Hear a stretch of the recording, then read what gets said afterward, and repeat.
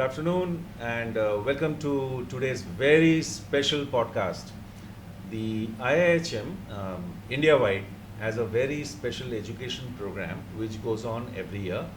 The best of the best from all of the campuses are selected for the Scotch and Single Malt Education Tour. Today I'm proud to present and very happy to present, in fact, two of our brightest students from semester 5, year 3, specializing in food and beverage, Tanishtha and Aarushi, who have been selected from a large cohort of students, more than 150 students from this institute itself, and are proceeding to Scotland for this 1 week tour. Am I right? Yes. For this 1 week tour. And of course, there'll be 7 others from the other institutes joining you pretty soon. Yes. Welcome to the show, Tanishtha and Thank you Aarushi. so much. Thank you, sir. Thank you for your time. My first question to you is that what prompted you to take the specialization into food and beverage, and your excitement about this tour would be the second question to follow. So, Tanisha, the first question for you. So the first reason that I took this F&B major is that it's a very dynamic industry which is changing and evolving over the time, and it is all about the nuances of the food pairing and the mastery of the culinary journey that takes place. And me as a food and beverage specialized student, I believe that I can bring someday the customer centric approaches towards the table. So that is my approach, that is my motto to become in future, and I want to learn from it. And what really made me undertake this tour is that it is once in a lifetime opportunity, and we as a student, such a young age, we got this opportunity, so this will eventually add a career height. So that is the sole reason I think. For which you undertook Yes. this entire exercise yes, of yes. either getting into a specialization for F&B or trying to take this. So, same question for you, Aarushi, the second part. What excites you about the world of beverages? And essentially so, I mean, we do understand that the world's highest whiskey drinkers, so to speak, in terms of volume, are Indians. But what is it that excites you about this learning of single malts and scotches that makes you feel good about going for this journey? So what was the real motive or the reason for you? So I think I am a very passionate person when it comes to food and beverage department and about whiskies and wines and everything that I have learned so far. And I think the most exciting thing about whiskey and this tour will be that Scotland is the historic place where whiskey emerged from. And we have many types of whiskey such as single malt whiskey, vatted whiskey, blended Scotch whiskey.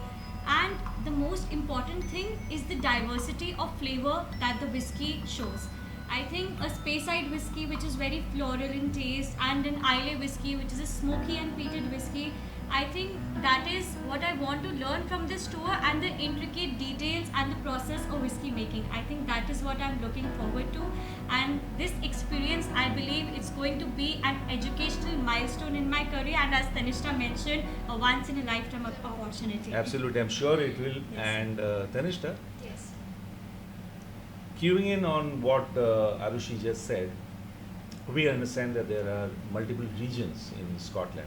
Would you like to talk a little bit about that and give your own thoughts and inputs, and what excites you in terms of regional influences of single malts, and also a bit of the historical influences, if you could say about Okay, that?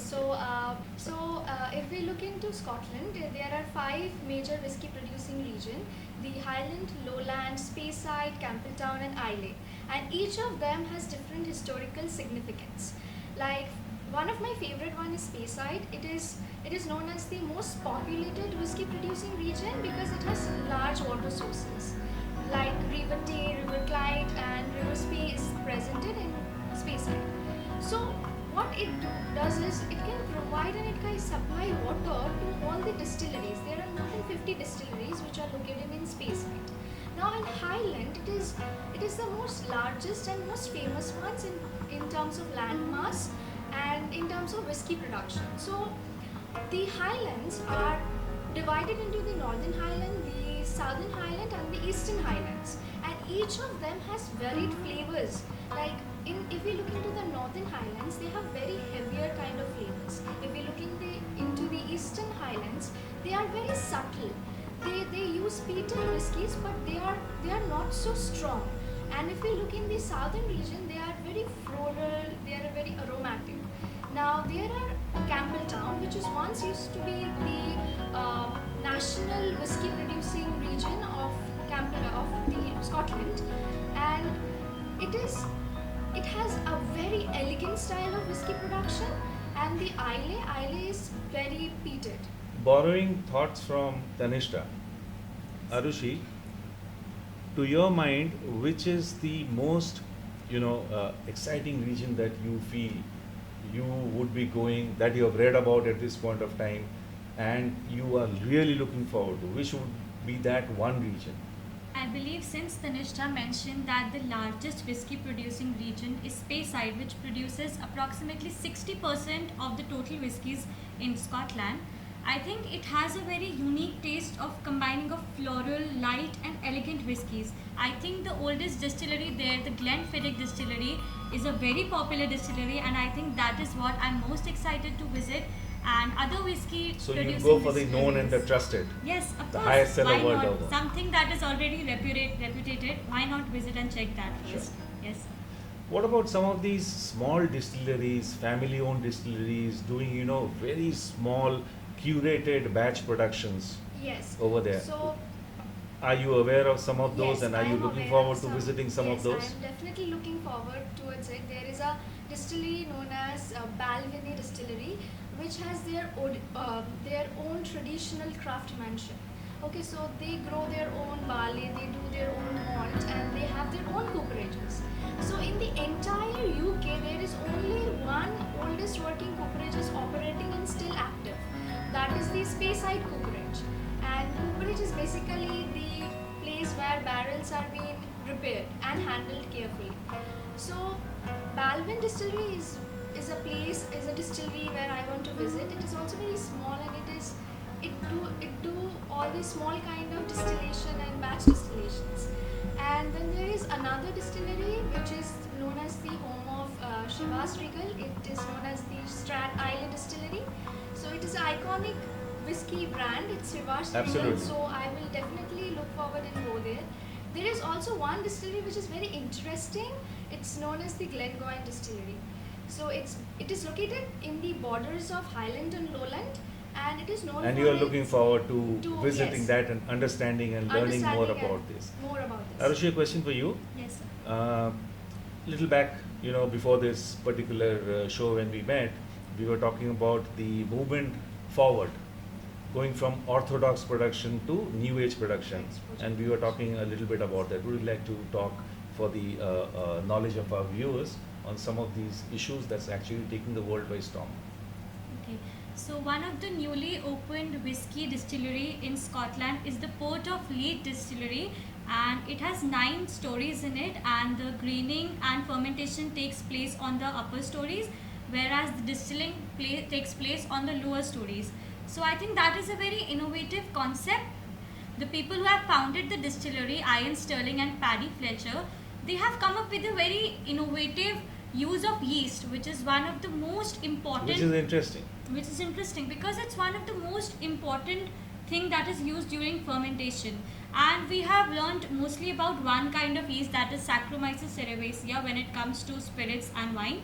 So I think the use of local yeast from local regions is something Which is also sustainable. And it keeps the culture alive. It keeps the authenticity of Scotch You would whiskey like to alive. visit that and Yes, learn more Scotch about that. whiskey region alive. Godspeed on that. Do a bit of a learning, Certainly. take a lot of photographs, come back, Certainly, show sir. us. Certainly. You are And lucky that adding you. to- Sorry, yeah, go ahead. Adding to what Aarushi said, the owners and the CEO of the distillery, Paddy Fletcher and Ian Sterling, they are on a journey with the Harriet Ward University, where they are kind of researching on 24 different categories of yeast. Wow. So those yeasts are not usually used for whiskey production. So they are kind of researching it, and they found out the yeast which are used for the production of rum, sake, and beer.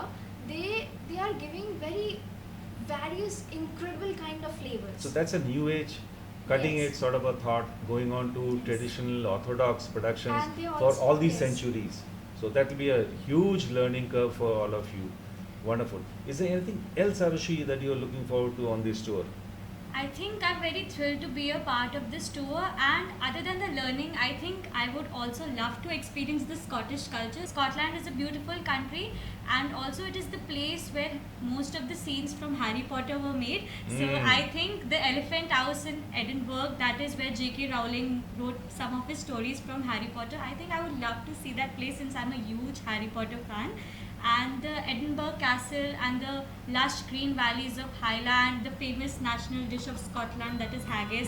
I would love to pair it with a single malt Glenfiddich whiskey, and I would love to try that. I think that's what I'm looking forward And to. don't forget to miss out on the Loch Ness Monster, because I believe she comes out during the Yes, touristy months during of the September. tourist. So let us know if you actually sight. Certainly. Okay. How about you? What are you looking forward to on this tour? So as we know that Scotland is a place of unique traditions. They are known for its culinary delicacies. So as Aarushi mentioned that we are really excited to try their national dish haggis, and I also look forward to some bagpipers people and the tartans collection, because each of the tartans represent their own clans. And I'm very excited, and also as Aarushi told that she's a very big Potterhead, and I really want to, if I get a chance, I'll just really board a train from Fort William, which is the Hogwarts Express way, and it will be a fun for us. And of course, apart from whiskey learning, their culinary experience is what I am Absolutely. looking forward to. And I'm accompanying her to that train. Wonderful.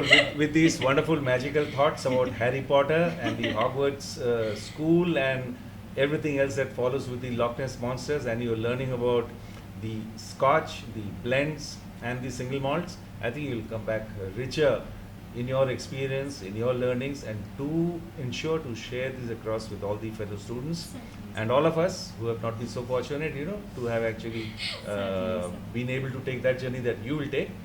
God bless you. Thank you so Be much. safe. Thank you. Learn well. Thank you Thank you so much. Thank you, sir. IIHM. For a great hospitality career, call 98310 50,000.